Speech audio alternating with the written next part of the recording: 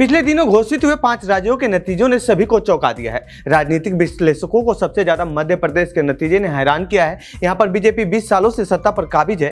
इस दौरान मात्र 2 साल के लिए कांग्रेस पार्टी सत्ता में वापस आई थी, लेकिन एक बार फिर बीजेपी ने 230 सीटों में से 163 सीटें जीतकर कांग्रेस को करारी शिकस्त दी है। ये शिकस्त कांग्रेस पार्टी के रणनीतिकारों के लिए भी झटका है, जो 20 साल के सत्ता विरोधी लहर को भी जीत में नहीं बदल पाए। तो वहीं बीजेपी ने इस जीत से साफ कर दिया है कि 2024 लोकसभा चुनाव के लिए हमारी रणनीति साफ है और आसानी से हम चुनाव जीत रहे हैं। जीत के बाद बीजेपी को एक चुनाव जीतने वाली मशीन के रूप में देखा जा रहा है। तो आइए जानते हैं इस रिपोर्ट में बीजेपी को उन रणनीति के बारे में जिसकी वजह से 5वीं बार मध्य प्रदेश में सरकार बनाने जा रही है। शिवराज सिंह चौहान की कल्याणकारी योजना।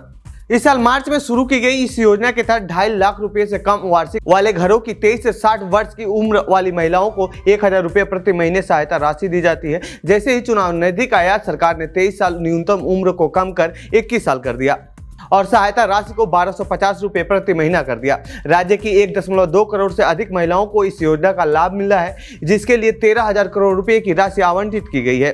इस योजना के माध्यम से शिवराज सरकार गरीब महिलाओं तक पहुंचने में सफल हुई। चुनाव प्रचार के दौरान भी शिवराज ने इस योजना को याद दिलाते हुए कहा था कि बीजेपी का उद्धार राज्य की मेरी माताएं और बहनें करेंगी, और हुआ भी कुछ ऐसा ही। बीजेपी की जीत में महिलाओं का सबसे ज्यादा योगदान माना जा रहा है। राज्य में 5.52 करोड़ मतदाताओं में से 2.67 करोड़ महिलाएं हैं, जो कुल मतदाताओं की 48% हैं। लाडली बहना योजना को सफल होते देख कांग्रेस पार्टी राज्य में 1,500 रुपए प्रति महीना सहायता देने का ऐलान किया था। बीजेपी ने बिना देरी किए ही राज्य में सरकारी नौकरियों में महिलाओं के लिए 35% आरक्षण का दांव खेल दिया।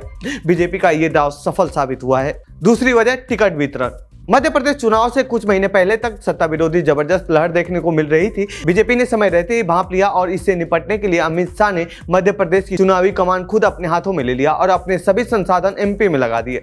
शाह ने कांग्रेस के गढ़ माने जाने वाली सीटों पर 3 महीने पहले ही अपने उम्मीदवारों की लिस्ट जारी कर दी। इस लिस्ट में 39 उम्मीदवारों का नाम शामिल था और बीजेपी वहां अपने पक्ष में माहौल बनाने में सफल रही और इन 39 सीटों में से 24 सीटों पर बीजेपी ने जीत दर्ज की है। इसके उलट कांग्रेस ने अपनी सुरक्षित सीटों पर अक्टूबर में उम्मीदवारों की घोषणा की, जिससे दिग्विजय सिंह और कमलनाथ को यहां बगावती सुर शांत करने और माहौल बनाने के लिए काफी कम समय मिला। यही नहीं, जब पार्टी में विरोध हुआ तो कांग्रेस ने अपने 7 उम्मीदवारों के नाम बदल दिए, जिसमें से 6 उम्मीदवार हार गए हैं। जबकि कांग्रेस जिन 85 मौजूदा विधायकों को टिकट दिया था, इनमें से 60 विधायक चुनाव हार गए। कांग्रेस के सूत्रों ने इंडियन एक्सप्रेस को बताया है कि खराब टिकट वितरण की वजह से पार्टी को 20 से 25 सीटों का नुकसान हुआ है। तो वहीं बसपा, सपा, गोंडवाना गणतंत्र पार्टी और निर्दलीय उम्मीदवारों की वजह से कांग्रेस पार्टी को 27 सीटों पर नुकसान हुआ है। कलेक्टिव नेतृत्व। बीजेपी ने सत्ता विरोधी लहर को खत्म करने के लिए मध्य प्रदेश में सीएम चेहरे का ऐलान नहीं किया और पार्टी के कई दिग्गजों को, जैसे केंद्रीय मंत्री नरेंद्र सिंह तोमर, प्रहलाद पटेल, फगन सिंह कुलस्ते, कैलाश विजयवर्गीय को मैदान में उतारा। जबकि कांग्रेस पार्टी के शीर्ष नेतृत्व सिर्फ कमलनाथ और दिग्विजय सिंह के भरोसे बैठी रही, जिन्हें पहले ही जनता ने नकार रखा है। बीजेपी इन दिग्गजों को मैदान में उतारकर यह संदेश देने में सफल रही कि शिवराज के अलावा भी उसके पास सीएम पद के लिए कई दावेदार हैं। बीजेपी का यह फैसला शुरू में तो नुकसान पहुंचाता हुआ दिख रहा था, लेकिन बाद में इससे उसे काफी फायदा हुआ और बीजेपी 20 साल की सत्ता विरोधी लहर को हराने में सफल रही। शिवराज का पूरे राज्य में दौरा करने से हुआ फायदा।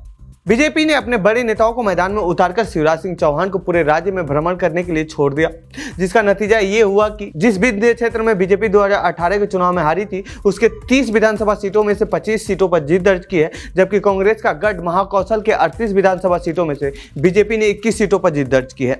मालवा निमाड़ क्षेत्र में भाजपा ने 66 में से 48 सीटें जीती हैं। वहीं बीजेपी ने 26 में से 21 सीटें जीतकर बुंदेलखंड में अपना गढ़ बरकरार रखा है। तो वहीं ग्वालियर चंबल क्षेत्र में बीजेपी ने 34 में से 18 सीटों पर जीत दर्ज की है। आदिवासी और दलित वोट बैंक पर फोकस। साल 2018 में बीजेपी जब सत्ता से बाहर हुई तो उसने राज्य के दलित और आदिवासी प्रभावशाली वाली 82 सीटों पर फोकस किया। दलित आदिवासी को अपने पक्ष में करने के लिए बीजेपी ने आरक्षण का दांव खेला।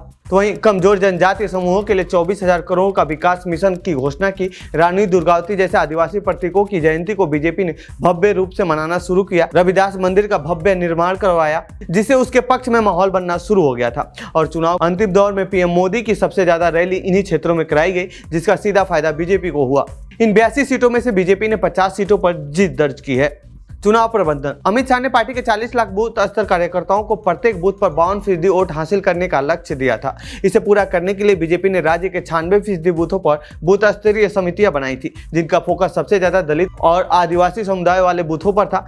बूथ कमेटियों के कई नेता प्रदेश नेतृत्व के लगातार संपर्क में थे। इसके लिए पार्टी ने अपने बूथ स्तर के कार्यकर्ताओं को प्रशिक्षण भी देने का काम किया था। मतदान वाले दिन बूथ कार्यकर्ताओं को अधिक से अधिक वोटिंग कराने की जिम्मेदारी भी दी गई थी। तो वहीं कांग्रेस पार्टी के सूत्रों का कहना है कि पार्टी के बूथ स्तर के कार्यकर्ता सुबह 10 बजे तक बूथ पर एक्टिव नहीं हुए थे, जिसका सीधा फायदा बीजेपी को हुआ। तो ये थी मध्य प्रदेश में बीजेपी की जीत से जुड़ी हमारी रिपोर्ट। आपको कैसी लगी ये रिपोर्ट कमेंट बॉक्स में बताएं। साथ ही इस पूरे मामले पर आप क्या कहना चाहते हैं कमेंट बॉक्स में लिखें। बाकी देश दुनिया खबरों के लिए बने रहिए जनसत्ता के साथ। धन्यवाद।